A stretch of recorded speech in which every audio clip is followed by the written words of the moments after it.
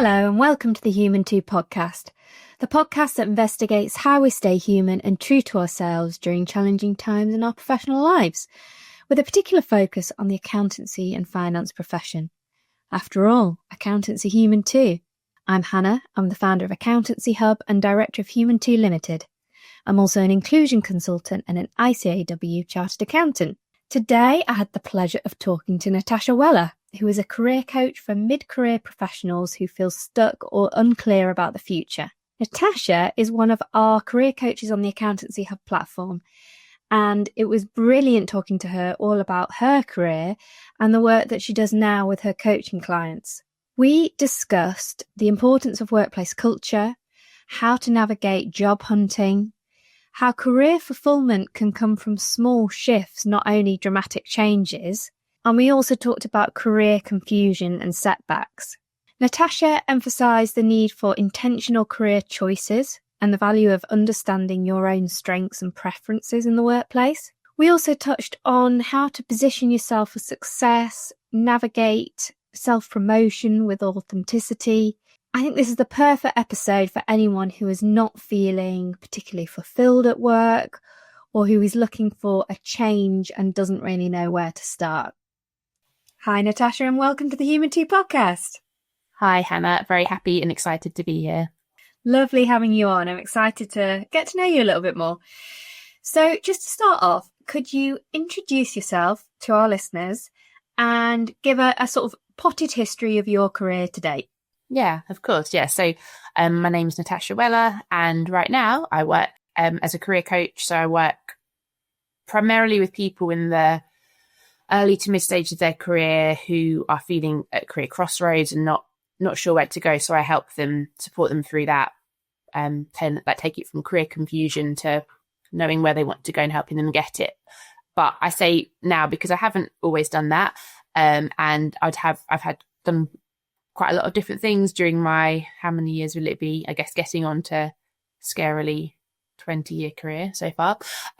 So after university, I studied languages, and then it was like, well, what can I do with languages? And there was a company called Bloomberg who were really keen on hiring linguists. So I went to work there at the start of my career. So the first phase was quite a corporate career. And after about 4 years at Bloomberg, I moved into Deloitte, which is obviously, I think, how we kind of connected over the professional services background I have. And I spent under 2 years there. And I mean, we'll probably come on, I'm sure, to career decisions and kind of like looking back a bit more into that. But that for me personally wasn't a kind of environment and a kind of work I was going to thrive in. So then I did move into working at a university at UCL in London, doing career coaching and work with students, with departments there. And that was definitely like, once I got into that role, is like, oh, wow, this is something that actually I'm really good at. I really enjoy. So I spent almost 10 years within higher education, 4 years at UCL, moved over to King's to become deputy head of the whole department. So more of a strategic role, but keeping up some of the student facing, which I really enjoyed. And obviously that took me back about 3 years ago. I decided that I wanted to focus more on the coaching side and set up my own company. So I trained and qualified as a coach during my time in higher education, but I wanted to kind of focus more on the doing the job again and to step away from like being in an employed role within the managerial position within King. So that's me now, and obviously quite a windy path to get there, which is often the way. And but also personally, I think that's what is an advantage, because obviously there's lots of different strengths and skills and experience I've had along the way, which I can bring to my coaching and how I work with my clients now. And I'm very happy that you're one of our coaches on the Accountancy Hub platform. But what caused you started off in corporate, a very corporate career. As you mentioned, you went to Deloitte, didn't stay there too long, and then moved into higher education and really found that was your space and where you could thrive. So What caused you to leave corporate professional services and move into higher education? Yeah, I think it was because it was, for the first time, it was more of an intentional decision. So as many people do, they say they fell into what they did first of all. And I mean, it sounds it sounds a little bit ridiculous saying you fell into a corporate job, because obviously I had to had a lot of interviews to get there, but it wasn't really an active decision. It was based around want to work in London, love to keep using my languages, and it kind of really nicely worked out. And I don't think it was necessarily a conscious choice to move into professional services either. It was I want to feel like I'm progressing. And again, it wasn't, I didn't actively say I want to, it was, I really want to go and work there. Whereas I think when I moved there, I found that actually it wasn't a right choice for me. So then I did start to think more intentionally, almost career coaching myself, even though at that stage I probably never heard of career coaching. And I mean, I look back, like literally I would have benefited so much from what I do now, like having that at that kind of mid-20s point, early 20s, I can't remember now. So it was more intentional, really thinking about like what kind of work do I enjoy? I noticed like I was in consulting at Deloitte, not accounting, in tech consulting for finance companies, because obviously working at Bloomberg, a finance technology company, and the project work was fine. I mean, often I felt a bit like, how am I consulting on this? And I literally don't know anything about this, but that aside, but I found that I really enjoyed more the things I did around the work. So I did some support around experience hire integration, because I felt, I and other people noticed really good onboarding for graduates. Experience hires like myself, not so much. It was more off you go, find your way. So work I did around that. I supported with some recruitment tasks. There's a few things I was doing. I was like, this is interesting. I'm getting much more satisfaction and enjoyment out of this, and it feels like it's playing more to my strengths. So I think it was just more noticing like where I got my satisfaction from.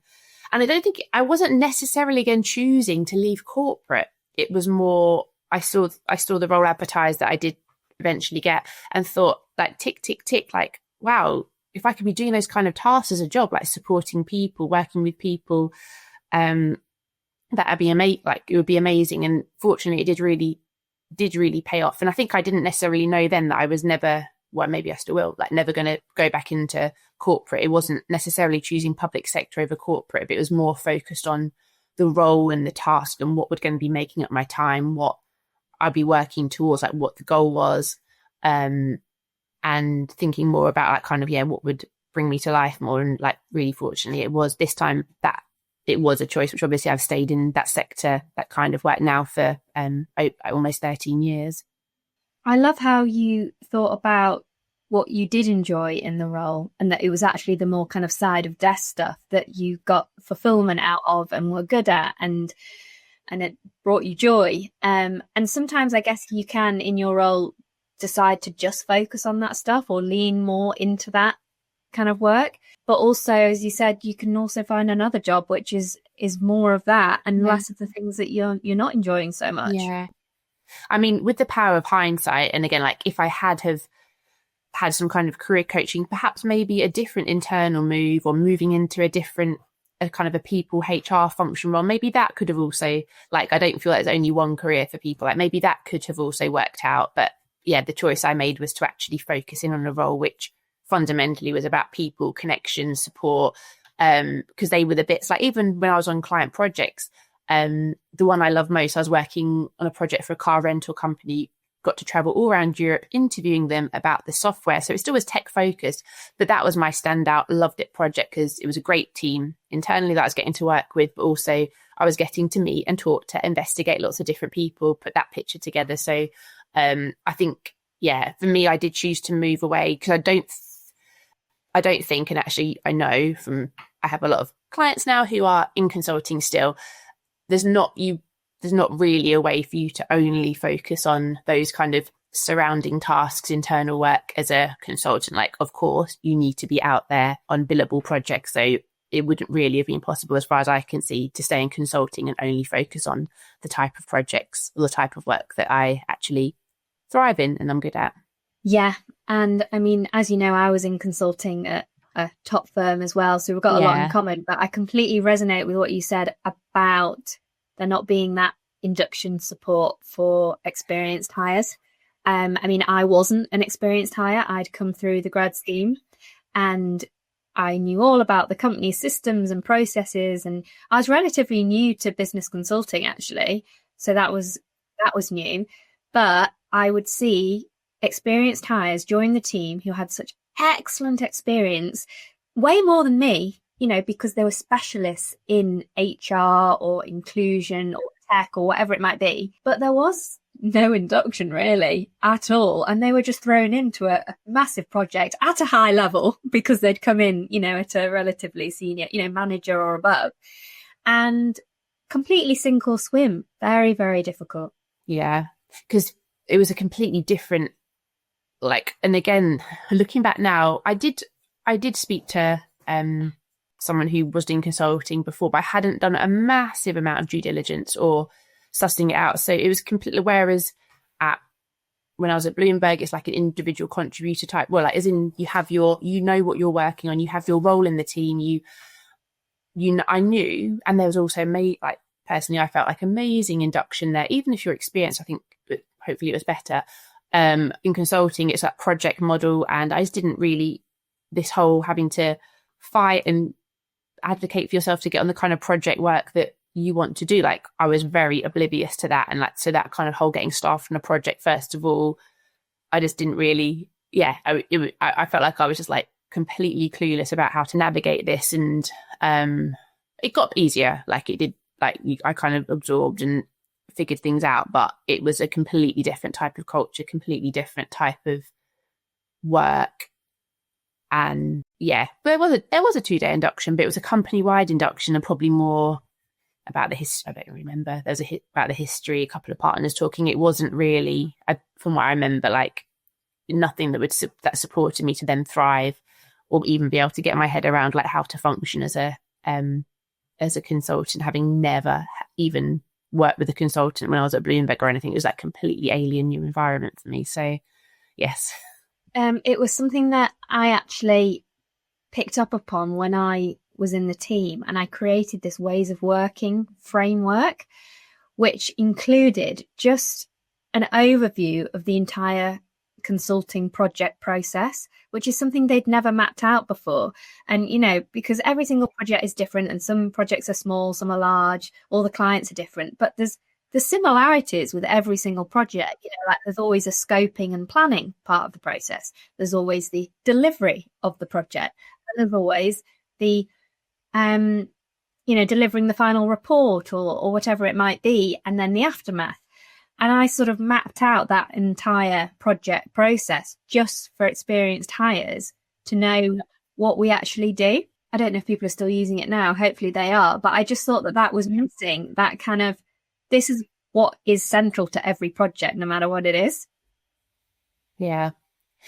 Hopefully, like it's obviously been like over 10 years since I left. Hopefully things have improved. But, I think the system does still exist of like, within consulting, I'm not sure if it's the same in other areas of professional services, where you have your manager isn't it's someone 2 grades above who will be advocating you in your appraisals, and I think I met my person like once or twice in that whole 18, 20 months I was there. So I just, there wasn't a massive, like, going from where you had a line manager, there was very little. I think we did that with maybe one thing we introduced was like a buddy system, I think, for experienced hires, like someone just to kind of ask and have those, like, get that intel from, because it just felt like, okay, I've got to fend for myself, but I don't have any clue how to like navigate this environment. So hopefully things have improved, but I think it's just noticing, I guess, and I know these are things you're like super passionate about, like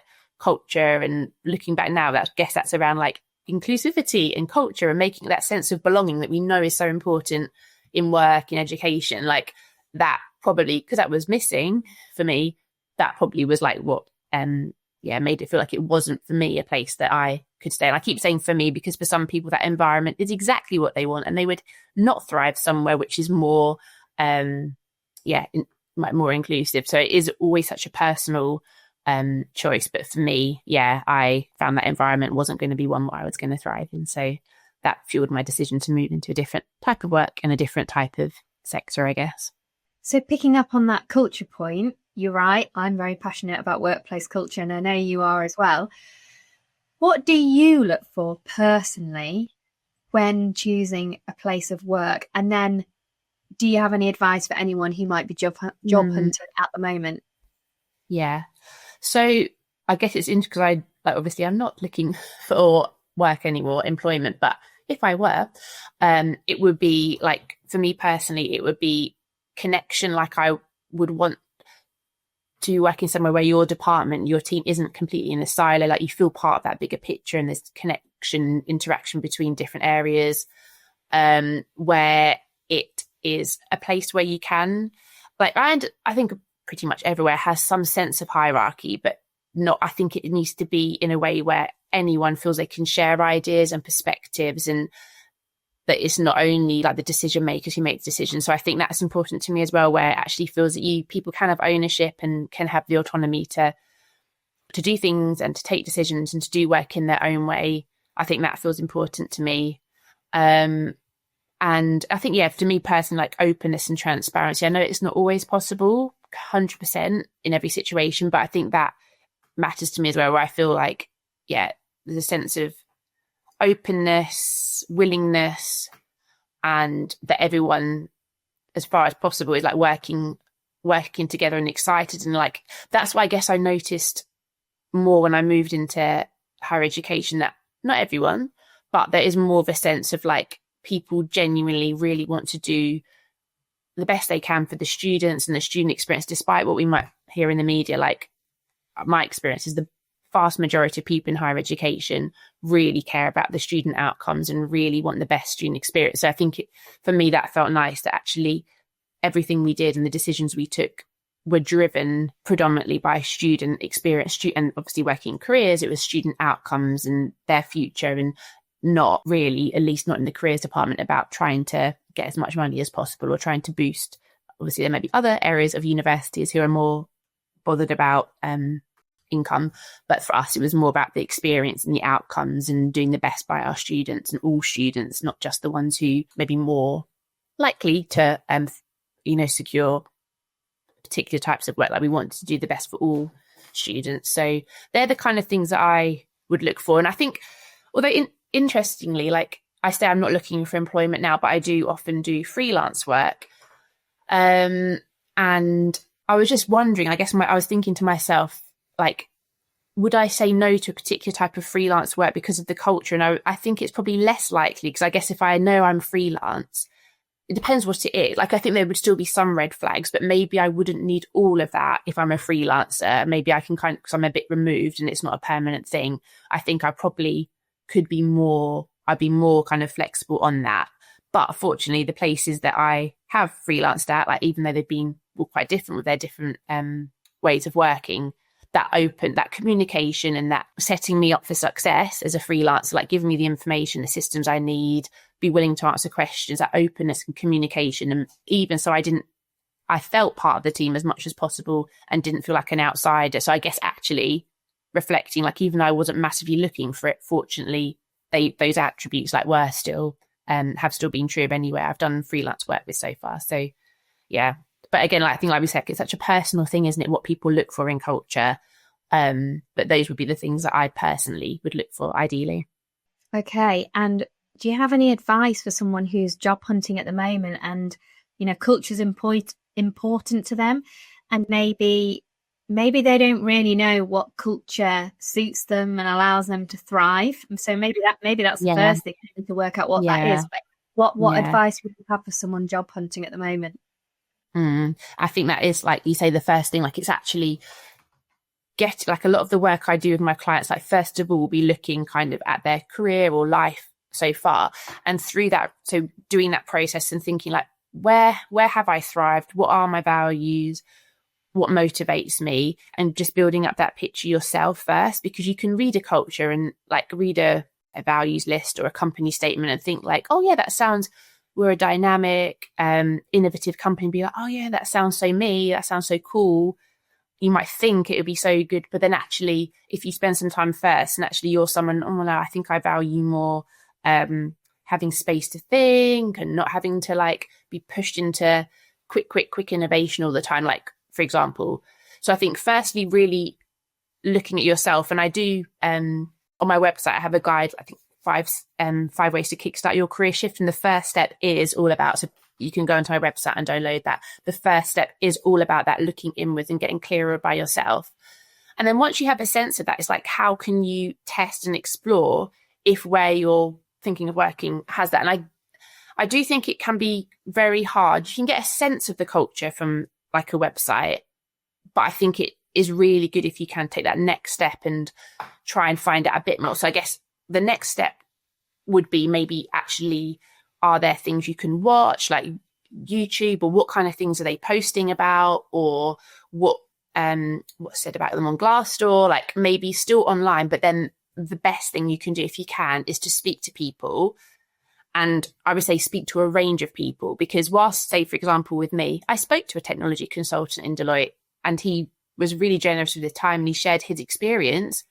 But obviously I can see now that we're quite different people. Everyone's so different. So what he valued and was looking for was different. So I think speak to a range of people and also get clear on those questions yourself. It's not so much saying what's the culture, so you can ask that, but maybe other questions such as like picking up on the things that matter to you. So say, for example, for me, I say like, how much do you interact with other teams? How are decisions made? Do people, like, do you feel you can have autonomy over how you approach your work? Like maybe just you ask questions linked to what matters to you to try and build up that picture. It's a shame, obviously, like how amazing would it be if you could go in for a day shadowing, or there's not, obviously, like still there's not that much. There are things I think now, like so many people will do like a day in the life, like on Instagram. I don't personally have TikTok, but I'm sure like on there as well. So maybe you can start to get a sense of that by watching stuff. But I think normally it's like, can you try and speak to people and just to get a sense of that culture and just pick up on like, okay, does that align with the real things I really need? Anything I'm willing to maybe compromise slightly on? Like, are there any major red flags? Like actually their performance is measured on this, or the people who tend to be successful in their company are like this. And actually that really fundamentally goes against how I operate, or that reminds me too much of when I worked at this place and I actually don't want to be back in that situation. You can often, obviously you have to get to that stage, but you can often pick up on those kind of things at interviews as well. So you can still ask questions at interviews and get a sense of things at interviews. I've had quite a few clients who've got to that stage and things that have happened at interview have been either positively or more negatively, like made them think, actually, I don't think I want to make a good choice this time. And things I picked up on an interview made me feel like maybe it's not, the right kind of place. So there's a few things you can do to check the culture.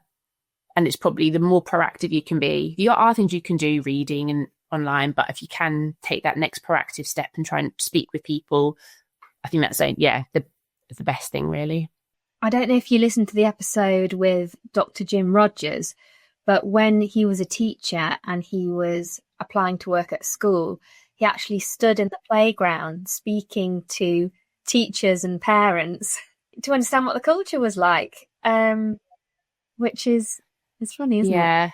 Yeah. I had, I think I'd heard, said that we'd maybe hang out outside the offices or just kind of see people going in and out. But I guess, it's that kind of thing, if you can, or hear what they're talking about, because you probably could actually. I think if you probably were sat in a bar in Canary Wharf, you probably would be able to notice by lanyards and stuff like, oh, that's what the like JP Morgan people are talking about. I guess you could, but the more you can do about like those kind of things, the better, if you can try and make the time for them. So as a career coach, and I'm being a bit cheeky here, but I want to know, what do people commonly come to you about? Are there lots of themes that recur quite often with your coaching clients? I was wondering what you're going to ask, and I'm like, oh no, that's not cheeky at all. Like, and I think and that's the thing. I think it's actually important to share, because so many people, when they first talk to me, will be like, I think I'm the only one who feels like this. Is this really weird? Is this normal?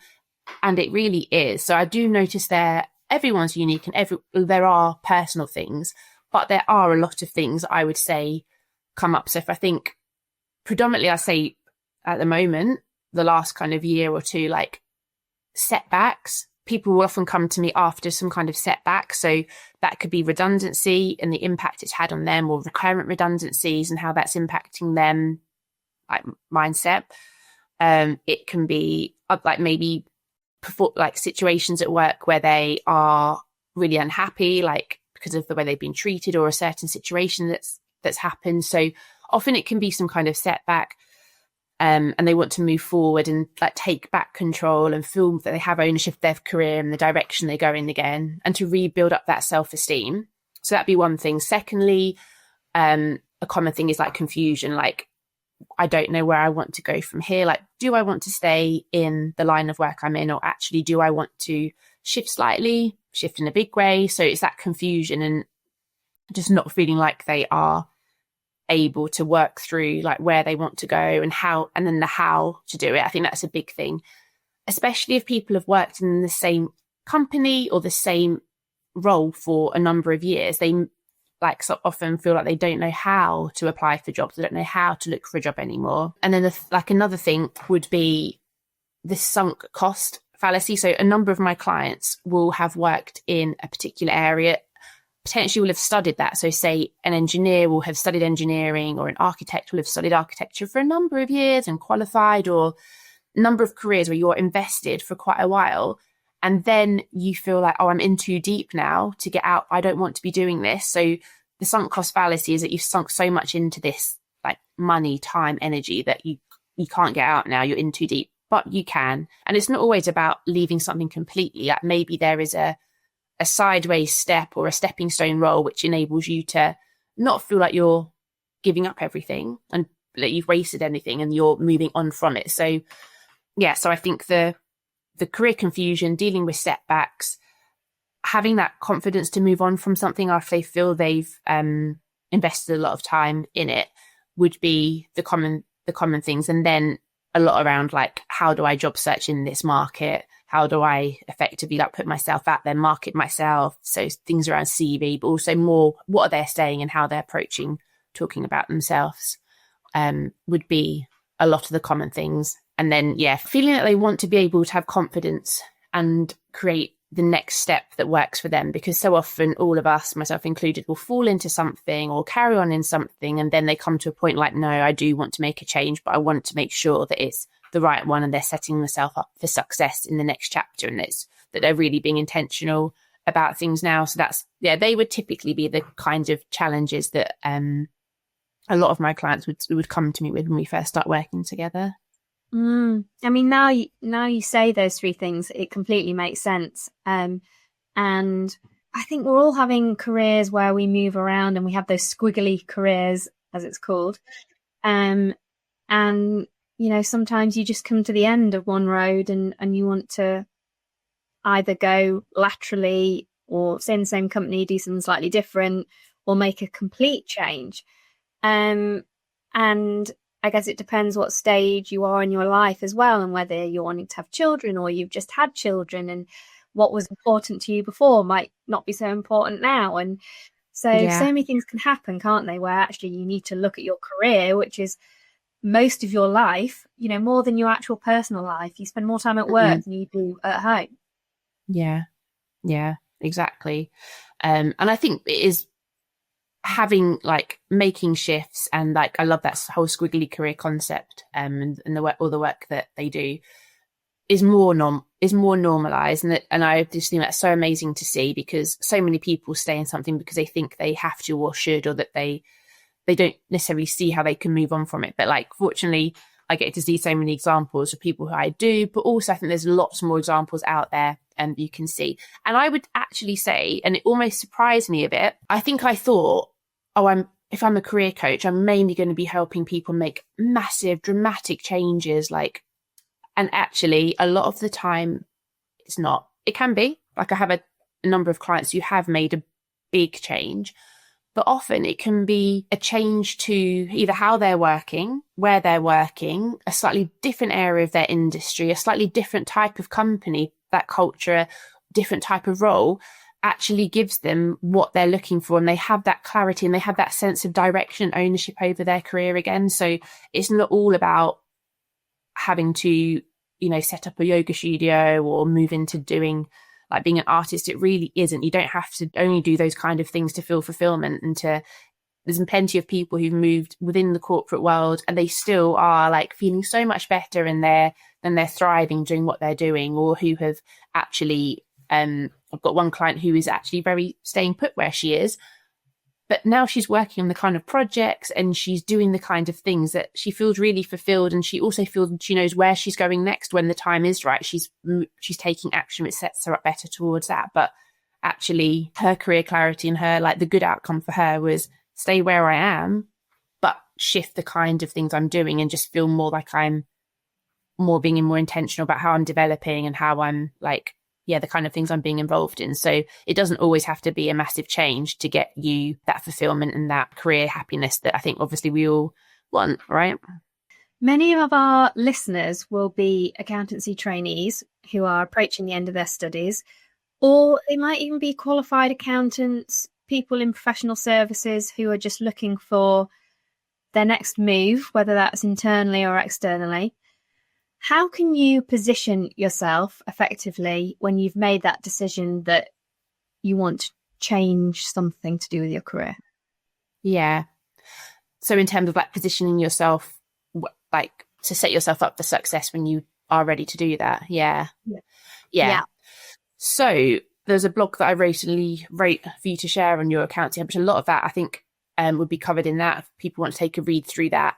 And I think it's so good. Like, I just love what you're doing so much, Hannah, because I think you're helping people with where they're at now in their studies, but also like helping them like look ahead and think about like the bigger picture. So I would say, like, firstly, it's always like that taking stock yourself and really thinking about what is a good career choice for you. Like, never mind if actually most of your cohort are so excited about moving into industry and that's what they want. Like, maybe that isn't the thing for you, or that they're really excited to try and progress up the ranks, and maybe that isn't the thing for you. So really thinking yourself first, noticing where you get your energy from, what the your achievements, and because we'll come to the end of every year and it's like, oh yeah, praise, or I can't remember what I did, or I can't remember this. Like, trying to take stock of and being more reflective about the work you do. I think seeing the bigger picture, and it's so easy when we're stuck in work, like, to only think about our type of work or our company, but really trying to like build up that broader industry awareness, or just staying curious about what else is happening. Like, how can you be reading or absorbing or learning, like just staying curious and learning, because you may get inspired by hearing someone who works at a particular company talk about a type of work they're doing. So I think staying curious, not only because so many of my clients will be like, I think I've been so focused on my company for the last decade and my this, and I don't really understand or have that awareness anymore of the outside landscape. So I think that is really good. Thinking about like your own network, and I know that word is still so like brings out fear in everyone, but I think it's just, who are you talking to and how can you do it in a way that works for you? So are there communities you can join which are focused on this kind of work you do, focused on a particular demographic you have? Like, are there communities where you feel like you'd like to join, and it's not, I'm joining this to get a new job, it's joining this to every 6 weeks I get to meet up with a group of people and we discuss, or I attend a webinar and we discuss like the key trends in this or the challenges of this. Is there any mentoring scheme you can be part of? Are there just ways for you to be talking and building your network? Because fundamentally, opportunities are always connected to people. Like, if you're looking at a job advert, someone's written that, or maybe ChatGPT has, but someone's written it, someone's posted it, someone's going to be choosing the person for that job. So as much as you can, like, just try to be connecting with people, because when the time comes, like, who are the people that who can like advocate for you, or who could suggest your name, or who know about you. So just I think it's like not sitting in a siloed way for like during that period, like making sure you are building up that bigger picture, trying to understand what different jobs are, what's happening externally, thinking about your own development. I know a lot of your listeners will be like so stuck into exams and exam season. Understandably, that's their focus, but are there other things you want to develop? Like, do you want to get better at giving presentations? Do you want to spend some time listening to or doing a free online course about the application of AI in business? Just, are there things you can do which help you develop skills or knowledge slightly outside of your current role? So you feel you're developing and moving forward, and that you have that connection, and then a better sense of how what you do could be of value could be translated, could be transferable outside, because so many clients will come to me and say like, I don't see how what I've done is transferable. Like, you know, we hear so much about transferable skills. I don't understand that. But once they start exploring it and talking, and once we start looking at their skills and strengths, it's like, like I'll help to fill in the gaps of all that. It actually would be really valuable in this, and that would be really valuable because so the more you can do that yourself, so you don't feel like I'm only an accountant, all I can do is work in that way. Like, no, there'll be so much of what you do which actually could be really valuable knowledge or an attribute or a kind of skill that would be really valuable elsewhere. So yeah, just trying to put yourself in position so you recognize that as you go along, so it doesn't feel like, okay, I want to leave in a month, but I've got no idea like where on earth I could go or what I really want next. Really interesting. And I mean, the more that I get through my career, I just think every job just has the same skills pretty much. I don't know if that's like a mad thing to say, but like, what are you going to say they are? Like communication? Yeah. Like every single job needs that. I mean, being able to present information back to someone in an understandable way, I feel like that's every job. Do you know what I mean? So we have all these specialisms and all these professions, but actually, is it just all the same? I think there's so much where I think knowledge, like specific knowledge or maybe some technical skills, like obviously I would never know how to do Java programming unless I learnt it. But there are so many things. Right? Like, you can learn it. Yeah, exactly. I could. Sometimes I think like, oh, maybe not. I'm never going to be a programmer, but like maybe I should, because maybe it would just show me that I could try and pick it up. You can. And actually, I was at an event last week and I met a woman who had been working in advertising, and then she did that. She did courses, and she is now a developer, and she's like, she does programming, and she's and that's like so you did, and she's like obviously doing the same kind of job as people who've studied computer science. So it is possible. And whilst I say career changes don't have to be like that, they also can be like that, and you can pivot later in life and you can learn new skills. But a lot of those fundamental ways of working you'll have, and like often if I'm working with people who are making a slightly later change or who are PhD students, or it's like you may be going in, like say particularly PhDs, you may be going in with the graduate pool. There may not be a PhD program, but you're likely to progress, as it were, and you're likely to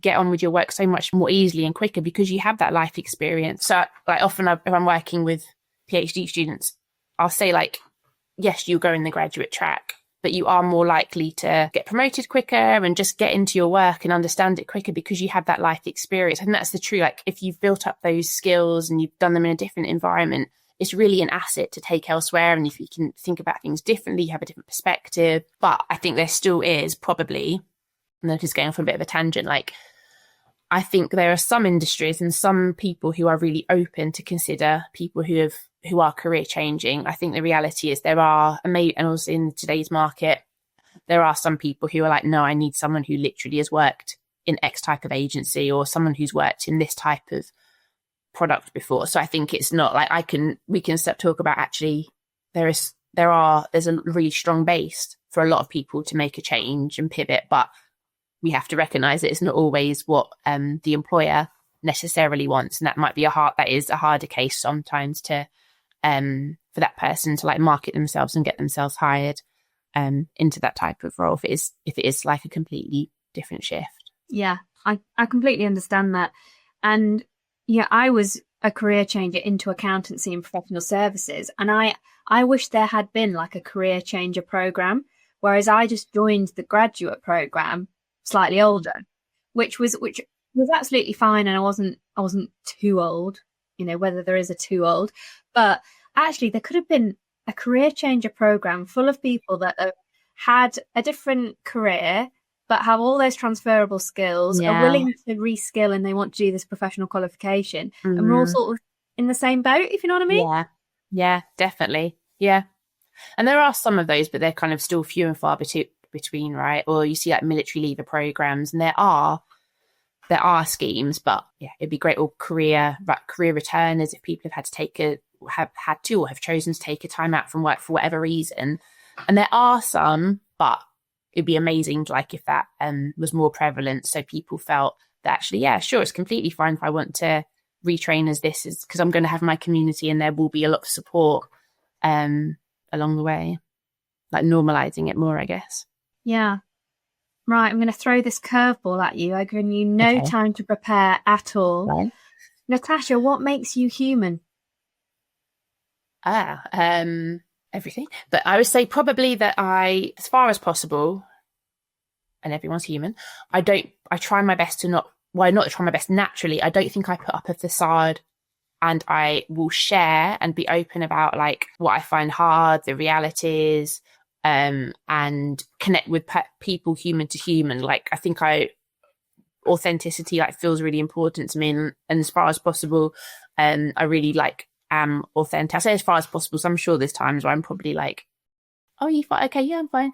But I do think there is benefit from like sharing, being open, because if you're open, people are more likely to be open with you, and then they can talk. And so I think it's that human. Yeah, I think I would say I'm able to connect with people like in a really authentic way, so that they feel willing to share and that I'm willing to share as well. And I think, yeah, and not that, especially in this like world, we have like the glossiness of say Instagram and everything's picture perfect. And again, I still have never gone to TikTok.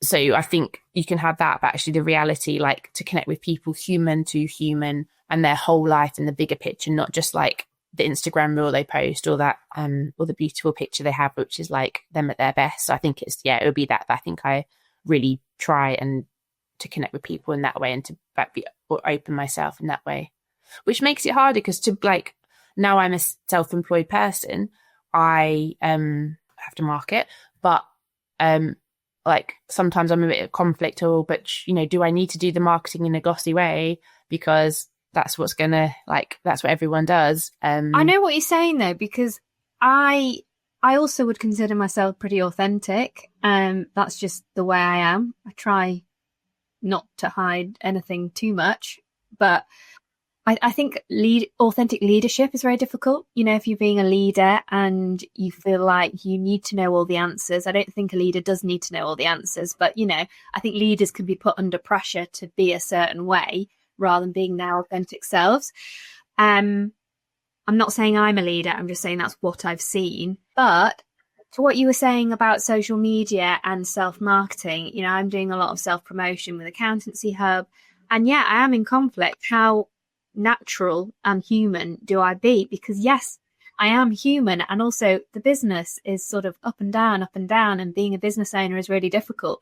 But also, if I post something really authentic on LinkedIn, all of the potential clients that I want to invest in me will see it, and I'm just not sure that's appropriate. Do you know what I mean? Yeah, it's hard. Yeah, I completely know what you mean. Yeah, and I think that's the hard thing, because we are essentially like, when you're self-employed, you're marketing yourself, but that kind of doesn't mean that it's marketing, right? I mean, neither of us kind of came from marketing background, but here we are trying to market our own businesses. But as far as I can, like, I'm aware, like you market things, it has to be intentional. You have to be like strategic about it. So yeah, and I think that is where I find the conflict. It's like, well, I really pride myself on being authentic, but then it's like that, well, I don't know if I am always online sharing, and that's probably why I still haven't really got that much into Instagram marketing because I feel like, I don't know, maybe on LinkedIn I'm more authentic, and I feel like on Instagram it would have to be like, oh, I'll go for a blow dry before I like can post anything kind of thing, which isn't me. So that is what makes me human. But then I think there is still, like, as we move into this, now we're in this digital age and the marketing and online marketing, it's like there is a slight conflict between, with me for that. And that's something I still find hard self-employed. I think what I've decided is that, you know, at the moment, Accountancy Hub isn't really separable. Is that the word? I can't separate Accountancy Hub from me. So really it is all about me and my personal brand at the moment. If the company gets bigger, then it won't be. And I won't post the same things because it won't be about me and who I am. It'll be about the whole company and what we're doing. Whereas at the moment, I'm just sort of like, people have got to come along with me on this mission and on this journey. Those that stick around, brilliant. Yeah. But and that's what's effective, because like when you, like we spoke for the first time last year, like I definitely bought into Accountancy Hub because of you and because of like your story. So it works, right? So I think that authenticity does work, and like why you're doing it, this, and it's on you. And I think if I think myself, like so much of my work comes from referrals, so that is like a really nice endorsement that it's because of me, like because of like me and how I am and how I work. So yeah, I think probably for now, and I guess maybe my could change as well, but yours probably has more potential to shift, right? Because it's a platform that maybe in the future you can separate more from you if you want to. But yeah, I guess for now I am selling kind of me and my services, like, and it is, it's not a downloadable thing, or I don't have like subcontractors that work for me or anything. Yeah, who knows? Talk to me again in a decade, maybe. We'll have you back on the podcast sooner than that. Yeah.